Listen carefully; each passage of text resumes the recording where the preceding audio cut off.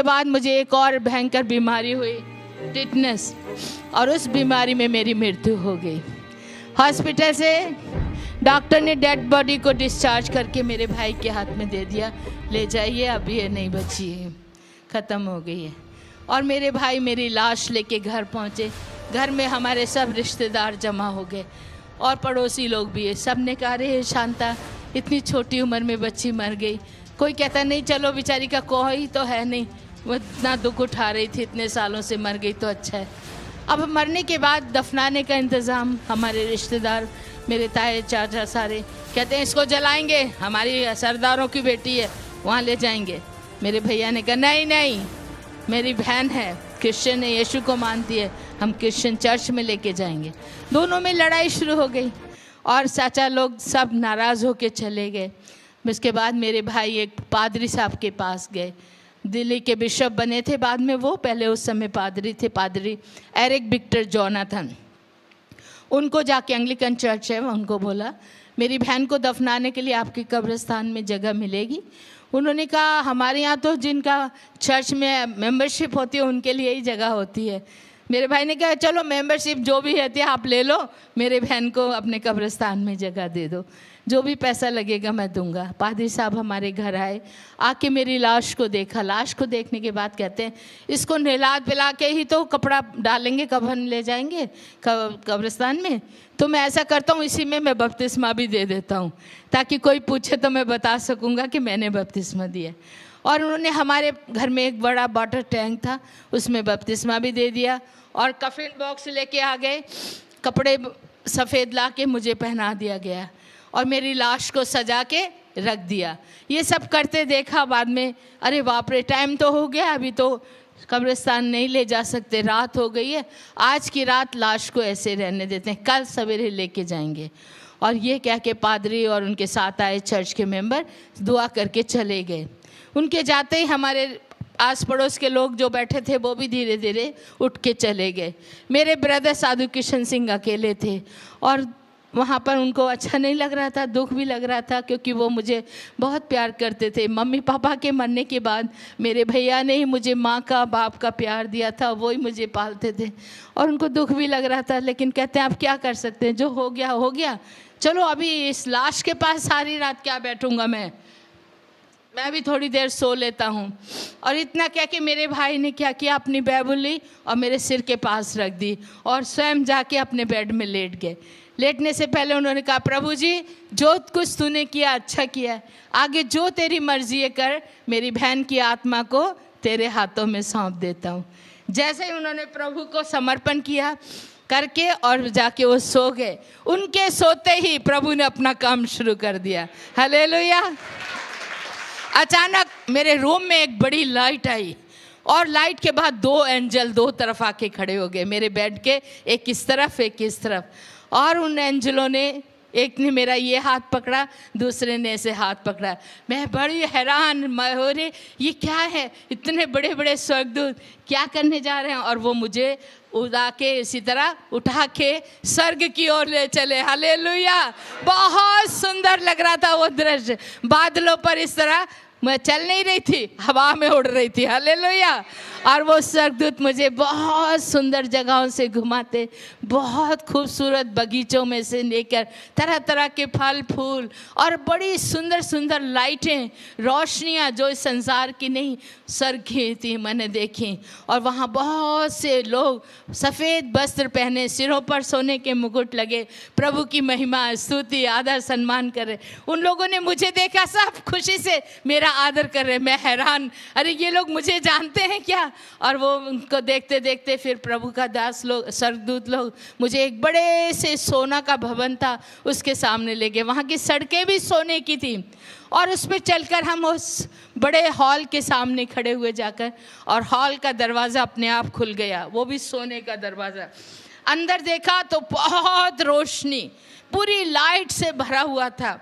और फिर लाइट को थोड़ा ऐसे करके अंदर जाके देखती हूँ, इधर भी 12 सिंहासन, इधर भी 12 सिंहासन, उन पे कोई बैठे हुए थे।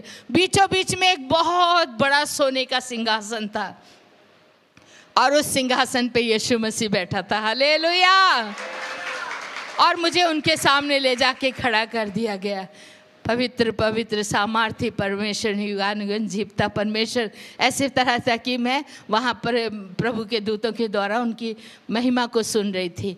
जब मुझे सामने प्रभु के चरणों में रख दिया, स्वर्गदूत मुझे रख के पीछे हट गए और प्रभु का हुक्म सुनने के लिए सब लोग शांति हो गए, ऐसे देख रहे थे। मैं नीचे पैरों को देख रही थी प्रभु के, और मेरा मन खुशी से झूम रहा था। अरे वाह, मैं कितनी भाग्यशाली हूँ, मुझे सीधा स्वर्ग में प्रभु के चरणों में आना पड़ा है। और उसी वक्त प्रभु ने मेरी तरफ देखा और कुछ बोलना चाहते थे, लेकिन मैंने सोचा मैं भी प्रभु का चेहरा पहले देखूं, और वैसे करके आंखें उठा के उनके चेहरे की ओर देखना चाहा, लेकिन उनका चेहरा नहीं देख सकी। वहाँ पर एक बड़ा सा सूरज चमक रहा था, हालेलुया, और उनके इतनी रोशनी थी कि मैं यीशु के मुखमंडल को नहीं देख पाई। लेकिन उसी वक्त एक बड़ा मीठी आवाज़ से प्रभु ने मुझे मेरा नाम लेके पुकारा, कहा, बेटी शांता, तुझे ये जीवन मैं वापस लौटाता हूँ। तू दुनिया में जा और जाके सबको बता मैं ही जिंदा खुदा हूँ और मैं बहुत जल्दी आने वाला। हालेलुया। ये था, मुझे प्रभु ने दोबारा जीवन दिया। अपना सिर, मेरे सिर पे प्रभु ने अपना हाथ रखा और मुझे नीचे की ओर धकेल दिया, और मुझे ऊपर से एकदम नीचे गिरना शुरू हुआ, और गिरते गिरते गिरते गिरते एकदम नीचे पहुंची। जैसे ही मैंने पैर जमीन पे रखे, आंखें खुल गई। आंखें खोल के देख रही हूँ मैं कहाँ हूँ, कहाँ आ गई। देखा तो वो मेरा ही बेडरूम था, लेकिन कैसे गिरी हूँ, कहाँ से गिरी हूँ। फिर ऊपर की तरफ देखा तो ऊपर आकाश खुला हुआ नजर आ रहा था। हालेलुया। पूरी हमारी छत खुली हुई और ऊपर से एक बड़ी लाइट मेरे ऊपर फोकस हो रही थी, जैसे कोई ऊपर से बड़ी लाइट जला के मेरे ऊपर चाहे वो कर रहा है, और वो स्वर्ग तक वो लाइट जा रही थी। और उसे देखते मैं ज़ोर ज़ोर से अपने भाई साधु किशन सिंह को बुलाना शुरू कर दिया, भैया जल्दी आओ, भैया देखो स्वर्ग खुला है, प्रभु जी मुझे वापस दुनिया में छोड़ के जा रहे हैं। उन्होंने मेरी आवाज़ नहीं सुनी। मैं उनके पास जाके उनको उठाया, भैया उठो, भैया उठो। मेरे भाई आंखें बंद करके बोलते, कौन है तू, कौन डिस्टर्ब कर रही। मैं क्या, मैं शांता। कहते, ले शांता तो मर गई है, उसकी लाश उधर पड़ी है, तू कौन है, अपना नाम बता। मैं क्या, भैया मैं मर गई थी लेकिन अभी जिंदा हूँ, क्योंकि यीशु मसीह ने मुझे जिंदा किया। उनको कहानी जैसी वो लगा, सपना जैसा लगा। मैंने कहा, आप आंखें तो खोलो, मैं इधर खड़ी हूँ। उन्होंने आंखें वैसे मल के मुझे देखा, और उस समय रोशनी नहीं थी रूम में, 4 o'clock मॉर्निंग, अर्ली मॉर्निंग का टाइम था। मेरे भाई ने जैसे ही मुझे देखा, वो सफ़ेद कपड़े ना कफन वाले पहने हुए थे, और उस कपड़ों से एक तरह की लाइट निकल रही थी, क्योंकि आत्मा का वो था मेरे ऊपर वरदान। और जैसे ही मेरे भाई ने मुझे देखा, वो डर के उठ के दूसरी तरफ जाके खड़े हो गए। कहते, तो रुक जा, तू शैतान है, भूत है, भूतनी बन के आ गई है, मेरी बहन मर गई है, भूतनी बन के आ गई है। वो कहते हैं, शैतान चली जा यहाँ से। मैं क्या, भैया मैं शैतान नहीं, शांता हूँ, आपकी बहन हूँ। लेकिन उनको विश्वास नहीं हो रहा। वो जल्दी से गए मेरे बिस्तर पे, जहाँ पे मेरी लाश पड़ी थी, वहाँ से चादर हटा के देखते हैं वाइट चादर है, लेकिन मेरा शरीर वहाँ नहीं था, मैं मतलब मेरा लाश नहीं है। वो मेरी लाश को ढूंढ रहे हैं इधर उधर रूम में। मैंने कहा, भैया आप वो क्या ढूंढ रहे हैं, मैं तो आपके पीछे खड़ी हूँ, मुझे देखो। कहते, तू खड़ी हो जा, दूर रहे, मेरे से पास मत आ। मैं क्या, हाँ नहीं, क्यों, क्या है बात है। तो उनको लग रहा था कि मैं भूतनी हूँ। बाद में कहते, मैं छू के देखूंगा, क्योंकि भूत के तो शरीर नहीं होता है, उसको पकड़ो तो हाथ में नहीं आता है ना। तो उन्होंने कहा, मैं छू के देखूंगा। मैंने कहा, ये लो देखो। मैंने ऐसे हाथ कर दिया, मेरे भाई ने डरते डरते मेरा हाथ पकड़ा। हाथ पकड़ते ही उनके हाथों में मेरा उंगलियों का स्पर्श हुआ, और वो कहते, अरे सच में तू तो शांता ही है। मैं क्या, वही तो मैं कह रही हूँ, मुझे यीशु मसीह ने जिंदा किया है। इतना सुनते मेरे भाई उसी वक्त नील डाउन होके प्रभु का धन्यवाद करने लगे, और मैंने उनको सब बताया स्वर्ग में कैसे कैसे मैंने क्या देखा और प्रभु ने कैसे मुझे वापस भेजा है। वो कहते, मैं पादरी को जाके बता के आता हूँ, नहीं तो उन्होंने कब्र खुदवा देनी है।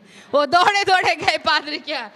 पादरी कहता है, अरे भाई इतना जल्दी, अभी तो टाइम लगेगा, कब्र खुदवाएंगे, थोड़ा ठहरो। कहते, नहीं अभी आपकी कब्र की ज़रूरत नहीं है। क्यों, मेरी बहन को यीशु मसीह ने जिंदा कर दिया। पास्टर बड़े हैरान होके मेरे भाई को देख के कहते, साधु जी आप रात को सो गए थे क्या। कहते, हाँ सोया तो था। हाँ, वही तो आपने सपना देखा होगा, कहाँ मरी हुई जिंदा हुई होगी। कहते अरे नहीं, सच बोल रहा हूँ, वो सपना नहीं है, सच्चाई है, मेरी बहन जिंदा है, आप चल के देखो। और पादरी साहब को खींच के लेके आए, चलो चल के देखो। पास्टर ने आके मुझे खड़े देखा, आंखें खुली की खुली रही। कहते अरे ये शांता कल लाश पड़ी थी, आज खड़ी हुई है। हालेलुया। और मैंने कहा पास्टर जी, प्रभु ने मुझे भी जीवन दिया है। ओ बड़े खुश हो गए। कहते हैं इस बाइबल से मैंने हज़ारों बार प्रचार किया। 4 दिन का मरा हुआ लाजर यीशु मसीह ने जिंदा किया, जारस की बेटी को यीशु ने जिंदा किया, और विधवा के बेटे को। वो यीशु कल और आज हमेशा हमेशा एक जैसा है। जो 2000 साल उसने पहले काम किए, क्या वो आज नहीं कर सकते? हालेलुया। वो आज भी कर रहा है और भी करता रहेगा। वो युगानी युग एक सा है ईश्वर। हालेलुया।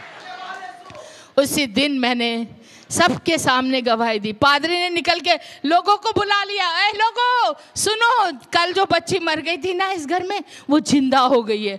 इतना सुनते ही हमारे पड़ोसी, हमारे रिश्तेदार सब भाग भाग के दौड़ के आए, ऐ शांता मरी हुई जिंदा हो गई, जिंदा हो गई। अरे रात को लड़की मरी थी, सवेरे जिंदा। और सब ने आके मुझे देखा। और मेरे प्यारे बहन और भाइयों, उस दिन प्रभु ने मुझे वो मजदूरी में लगा दिया जो मैं देख के उसने स्वर्ग से भेजा। जा और जाके बता। मैंने सब लोगों को एक बात बताई, यीशु मसीह ही जिंदा खुदा है। स्वर्ग में और कोई दूसरा खुदा है ही नहीं, और वो फिर जल्दी आने वाला है। आप उस पर विश्वास करो मेरे प्यारे बहन भाइयों। इस तरह प्रभु ने मुझे जीवन दिया, और उसी दिन से मैंने अपने आप को प्रभु को अर्पण किया। पहले वाली शांता मर गई, अब ये जिंदा जो है जीवन जो मेरे पास है वो यीशु मसीह का है, और इस जीवन को मैं यीशु के लिए देती हूँ। मैं आज से सेवा करूँगी। मेरे रिश्तेदारों में से सब नाराज़ हो गए, उन्होंने हमें नहीं जाने देने की सोची। मेरा ताया, मेरे पापा का बड़ा भाई था, मुझे बहुत रखता था अपने पास। कहता खबरदार जो तूने ऐसा आवाज़ की, तुम हमारी सिक्कों की बेटी है, तुम गली गलों में जाके साधुनी बन के तुम नहीं जा सकती यीशु की सेवा, नहीं प्रचार करना, बस करो, चलो अंदर जाओ। वहाँ इतने लोग सुन रहे थे, बाबा कर रहे थे यीशु की, सबको भगा दिया और हमें मारते हुए अंदर ले गए। मुझे भी, मेरे भाई को भी बहुत मारा पीटा, रूम में बंद करके गालियाँ दे के कहते तुम्हें नहीं निकलने देंगे। देखो इतना बड़ा चमत्कार देखने के बाद भी उनका मन इतना कठोर पत्थर था, और उन्होंने मारना शुरू किया। कहते हैं इन दोनों बहन भाइयों को आज ही मार डालो। पहले तो भाई साधु बना था, उससे पहले इसका मामा भी साधु। हमारे सरदारों को बदनामी देते हैं, इनको नहीं रहने देना। मारने की उन्होंने योजना बना ली। रात के 2 बजे 2 गुंडे आ गए और खिड़की में बाहर खड़े हुए, दरवाजे को ताला था, हम कहीं भाग नहीं सकते थे। गोलियाँ सीधी हमारे सामने करके बंदूकें, कहते हैं सीधे हो जाओ, हम तुम्हें मारने लगे हैं, अगर आज भी तुम यीशु को छोड़ दोगे तो तुम्हें छोड़ दिया जाएगा। हमने कहा नहीं, हम अपने यीशु को नहीं छोड़ेंगे। तो ठीक है, बुला लो उसको, वो बचाएगा, तुम्हें देखेंगे। हमने कहा हमारे यीशु को बुलाना नहीं पड़ता है, हमारा प्रभु हमेशा हमारे साथ रहे, वो अपना काम करेगा, हम अपना काम करेंगे। हम अपने प्रभु के लिए कुर्बान होने को तैयार हैं, मर जाएंगे लेकिन प्रभु को नहीं छोड़ेंगे। और वो गोली मारने लगे। मेरे प्यारे बहन भाइयों, आंखें बंद करके हमने प्रभु से एक ही कहा, प्रभु हमारी आत्मा को स्वीकार कर। मुझे बहुत खुशी हो रही थी, अरे मरने के बाद तो कितनी सुंदर जगह देख के आई हूँ, वहीं जाना है, चलो जल्दी करो जल्दी करो। लेकिन प्रभु का धन्यवाद हो, जैसे वो गोली मारने वाले थे, ठीक उसी वक्त एक बड़े जोर की आवाज़ हुई, हैंड्स अप। हैंड्स अप की आवाज़ सुनते वो मारने वालों के हाथ हिल गए। पीछे घूम के देखा तो इतने सारे पुलिसमैन आके खड़े हो गए, और पुलिस वालों ने तुरंत उनको अरेस्ट कर लिया, बंदूकें छीन ली। हमने आमीन करके आंखें खोल के पुलिस को देखा, हम हैरान हो गए। अरे पुलिस तो कभी बिफोर टाइम आती नहीं है, वो तो गैस होने के बाद ही आते, आज कैसे पहले आ गए। और पुलिस ऑफिसर को पूछा मेरे भैया ने, सर आपको किसी ने इन्फॉर्म किया, आप कैसे आ गए सही समय पे? वो कहते हैं हमें किसी ने इन्फॉर्म नहीं किया, हमें पता नहीं था, हम तो नाइट ड्यूटी दे रहे हैं, जाना था दूसरी गली में, पता नहीं कौन सी शक्ति हमें इस गली में लेके आ गई। हालेलुया। वो हमारा परमेश्वर था। तो इस तरह 5 बार प्रभु ने मुझे मौत से बचाया। उसी समय हमने सब कुछ छोड़ दिया। 7 करोड़ की प्रॉपर्टी थी जो मेरे दिल्ली करोल बाग, बहुत अमीरों की रहने की जगह है जहाँ मेरे पापा रहते थे। बहुत कुछ सामान था, सोना चांदी, सब कुछ छोड़ के, सबसे कीमती तोहफा, सबसे बहुमूल्य चीज परमेश्वर का वचन लेके हम घर से निकल पड़े। हमें कुछ नहीं चाहिए, यीशु चाहिए। बहुत कष्ट का, दुख का है ये। इसके आगे मैंने बहुत तरह तरह से परमेश्वर की से गुजरी हूँ। मैं आपको फिर समय शाम का भी होगा बताऊंगी। पर ये बता दूं कि जिस समय घर से निकले हमारे ताया जी ने फिर भी हमें मारने की कोशिश की। हम अपनी कार से स्टेशन तक जा रहे थे, 2 बार हमारी गाड़ी पे फायरिंग हुई। इधर से बिल्कुल नज़दीक आके किया फायर। ठीक उसी वक्त ऐसा हुआ, गाड़ी को झटका लगा, मेरे भैया का सिर, मेरा सिर पीछे चला गया। इधर से आई गोली, इधर निकल गई, हमें कुछ नहीं हुआ। दूसरी बार भी ऐसे ही हुआ, दोबारा भी उन्होंने फायर किया, फिर प्रभु ने बचा लिया। हालेलुया। और हम स्टेशन पे पहुंच गए। स्टेशन पे जाके कहा जहाँ की भी टिकट ट्रेन मिलेगी हम उसी में चले जाएंगे, और हम सोचेंगे प्रभु हमें वहाँ ले जाना चाहता है। वहाँ पहुँचे तो इस प्लेटफार्म पे एक गाड़ी खड़ी थी, आसाम जा रही थी, उस पर आसाम मेल लिखा था। अरे ठीक है, प्रभु शायद हमें आसाम ले जाना चाहता है, हम यहीं जाएंगे। मेरे भाई ने पॉकेट में हाथ डाला मनी पर्स निकालने के लिए, लेकिन वहाँ मनी पर्स ही नहीं था। कहते लो शांता, पैसे भी तो घर छोड़ के आ गए, अब इस टिकट कैसे लेंगे। तभी प्रभु ने एक पास्टर को वहाँ भेज दिया, और वो पास्टर ने हमारे लिए 2 टिकटें ला के दी और हमें ट्रेन में बैठा दिया। जैसे ही हम ट्रेन में बैठे, ट्रेन फास्ट हो गई, चलने लग गई। पास्टर से कहा भाई साहब कोई एड्रेस वेड्रेस किसी का है तो हमें दीजिए। वो अपनी डायरी निकाल के लिख रहे थे, लेकिन लिखने के बाद देना चाहा, इतने में ट्रेन इतनी फास्ट हो गई वो हमें ना दे सके, ना एड्रेस दे सके, ना कोई रुपया। हम लोग बिना पैसे के, बिना एड्रेस के, केवल टिकट मिल गया था हमें रंगिया जंक्शन तक का, उसमें सफ़र किया। मेरे भाई ने मुझे समझाया तभी, शांता अभी हमारा परीक्षा काल शुरू हुआ है। हर विश्वासी को परीक्षा से गुजरना है। जब तक आग को सोने में नहीं, आग में सोने को नहीं डाला जाएगा, सोना शुद्ध नहीं होता है। प्रभु हमें शुद्धिकरण करने के लिए परीक्षा में डाल रहा है। तुम घबराना मत, भूखे मर जाना लेकिन यीशु को नहीं छोड़ना। मैं क्या, हाँ भैया बिल्कुल।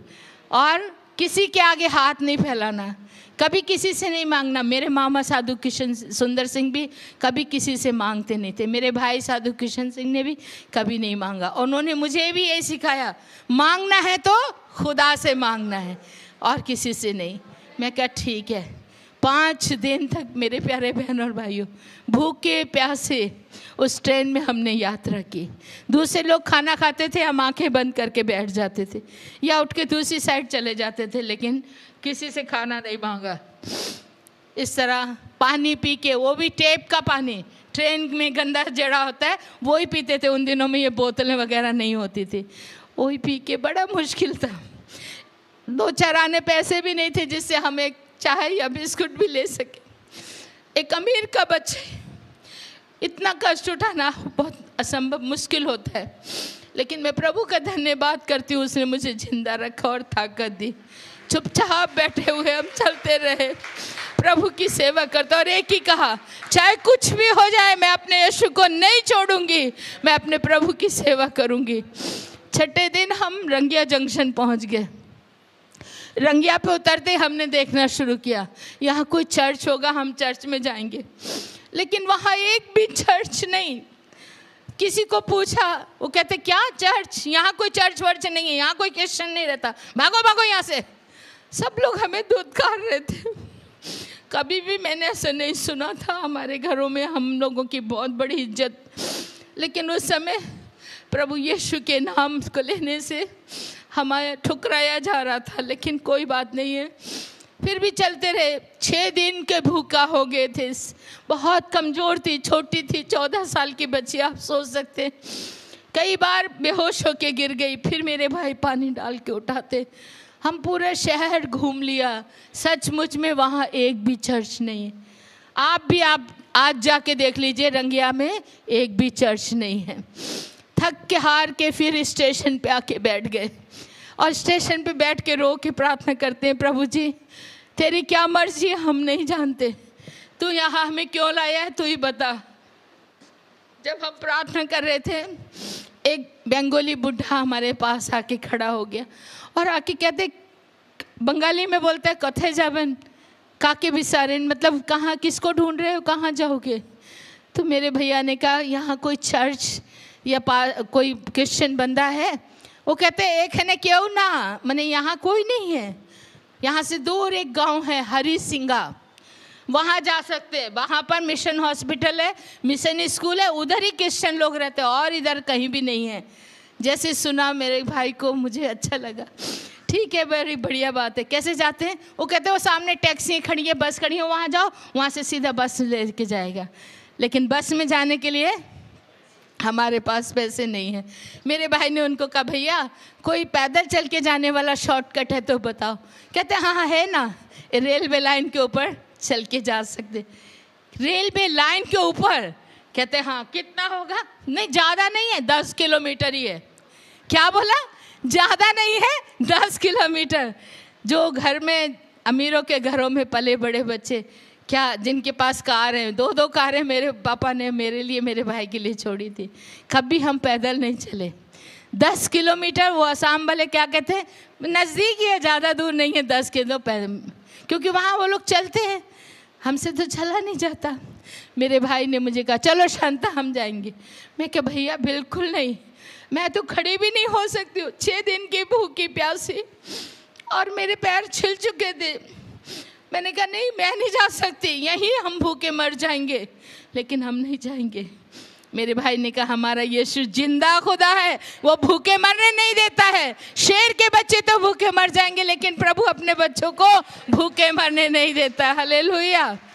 और कहते आओ हम तेरे लिए प्रार्थना करेंगे। मेरे भाई ने मुझे खड़ा करके मेरे सिर पे हाथ रख के मेरे लिए प्रार्थना की, ऐ पिता मेरी बहन को शक्ति दे, ये कमज़ोर है, बच्ची है, ताकत दे कि हम उस गांव तक जाएं और तेरे लोगों से मिलकर तेरी महिमा कर सकें। जैसे प्रार्थना हुई उसी वक्त आत्मा का अभिषेक उतरा। हालेलुया।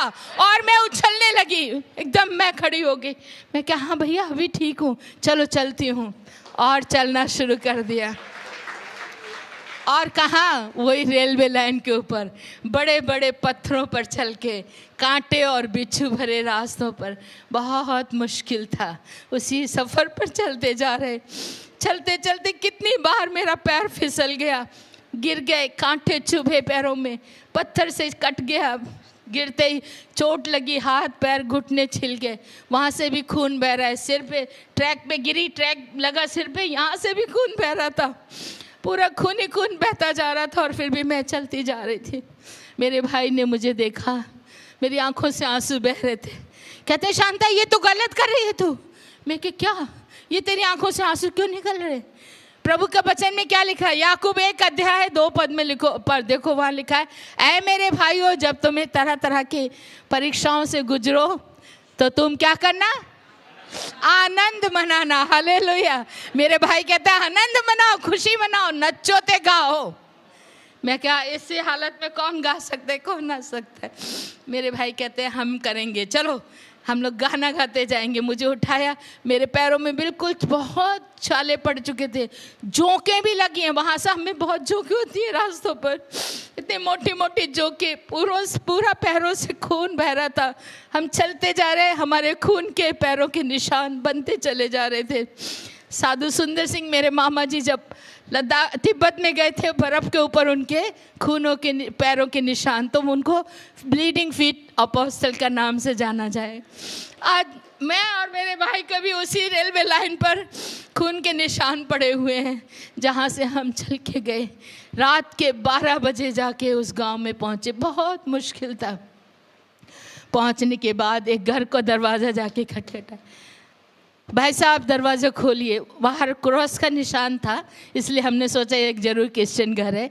दरवाजे पे आवाज़ दी, नहीं खुला। फिर मैं चिल्लाई, aunty ji, mummy ji, please दरवाज़ा खोलो।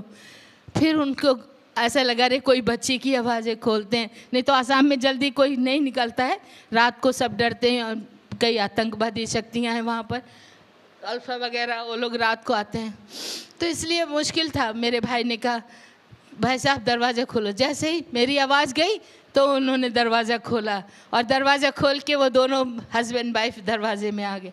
आते ही कहते हैं कौन है आप, कहाँ से आए हैं? मेरे भाई ने कहा मेरी बहन शांता, मैं साधु किशन सिंह, हम लोग साधु सुंदर सिंह के भांजा और भांजी हैं। जैसे ही बोला साधु सुंदर सिंह के भांजा भांजी हैं, उस भाई ने तुरंत मेरे भाई को गले लगा लिया, और उस माँ ने मुझे, अरे साधु सुंदर सिंह के रिश्तेदार, आइए आइए, आपका स्वागत है, अंदर आइए। और अंदर ले जाके उन्होंने लाइट में रोशनी, मतलब लालटेन की रोशनी में, जब हमारे पैरों को जख्मी देखा, शरीर में जगह जगह खून बहते देखा, वो कहते क्या हुआ, किसी ने मारा पीटा? हमने कहा नहीं, हम लोग पैदल चल के आए। कहाँ से? रंगिया से हरिसिंगा तक। बाप रे, इतना मुश्किल रास्ता, आप लोग कैसे बच के आ गए? हमने कहा हमारा यीशु लेके आया, हालेलुया, नहीं तो हमें आना मुश्किल था। उन्होंने गर्म पानी से हमारे पैर वगैरह धोए, दवाई लगाई। बाद में वो माँ मुझे कहती, बेटी कुछ खाना खाया तुमने? मैं कहा नहीं, खाना नहीं खाया। कब से नहीं खाया? मैं क्या आज 6 दिन हो गए। क्या 6 दिन से खाना नहीं खाया? मैं कहा 5 दिन ट्रेन में थे, कुछ नहीं मिला, आज रंगिया जंक्शन पे पूरा भूखे पड़े रहे। वो सुन के रोने लगे, कहती मैं अभी खाना बनाती हूँ। हमने कहा अभी रात के 2 बज गए, 2:30 बज गए, अभी रहने दो, कल सवेरे खाएंगे। वो कहती नहीं, मैं अभी बनाऊंगी। उसी रात को उस बहन ने खाना पका के हमें खिलाया, हालेलुया। इस तरह वहाँ आसाम में हम पहुँचे, और प्रभु ने हमें वहाँ पर बहुत जगह जगह पर बड़े दुखों के बीच से निकाल कर वहाँ पर हमारी सेवकाई को बढ़ाया। अभी भी हम वहीं हैं, और वहाँ पर हमारे पास अभी प्रभु ने एक आश्रम दिया है। भाई राय जाके देख कर आए हैं, और यहाँ से और भी 2-3 लोग गए, हमारे आश्रम को देखा। आज प्रभु ने हमें सब कुछ दिया है। मत्ती 6:33 में लिखा है, पहले परमेश्वर की राज और धर्म की खोज करो तो तुम्हें सब कुछ दिया जाएगा। तो मेरे प्यारे बहन और भाइयों, उस परमेश्वर ने बड़ी बड़ी संकट मुसीबतों से हमें बचाकर यहाँ तक लाया है, और आगे भी वो ही चलाएगा, क्योंकि वो जिंदा खुदा है, हालेलुया। और वो अपने लोगों की सुधि रखता है, कभी नहीं छोड़ता, कभी नहीं भूलता। आंखें बंद करेंगे, प्रार्थना में जाएंगे। अगर कोई चाहता है उनके लिए स्पेशल प्रार्थना हो, बीमार हैं या बे औलाद हैं, प्रभु ने मुझे वरदान दिया, किसी के बच्चे नहीं होते तो उनके लिए प्रार्थना करती हूँ तो तुरंत प्रभु देता है। बहुत सी गवाहियाँ हैं। ऐसे लोग भी मेरे से मिलना चाहें तो उनके लिए प्रार्थना करूँगी, और अभी अगर खड़ा होना चाहते हैं तो खड़ा हो जाएंगे। कोई बीमार है तो वो भी खड़े हो सकते। किसी नौजवानों में किसी को नौकरी की ज़रूरत है, समस्या है, या परिवार में लड़ाई झगड़ा, किसी भी तरह का दुख परेशानी है, आप खड़े हो सकते। कर्जे के नीचे दबे हुए हैं, उससे भी प्रभु छुटकारा देगा। पिता आप सबों को आशीषित करे। प्रार्थना करेंगे, आंखें बंद कर लें, चुपचाप से प्रभु की ओर ध्यान दें।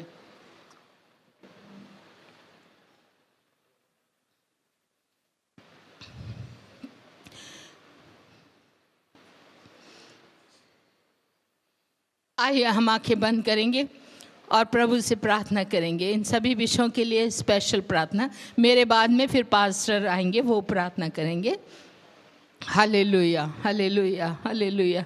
सर्वशक्तिमान सृष्टिकर्ता पिता परमेश्वर, स्वर्ग और पृथ्वी का अधिकारी, हर तरह के अधिकार प्रभु आपके हाथ में सुरक्षित हैं, और आप हर तरह के दुखों से छुटकारा देने वाले, जीवन देने वाले, मुक्ति देने वाले, शांति देने वाले, पापों से क्षमा देने वाले, चंगाई देने वाले, जीवित समार्थी परमेश्वर।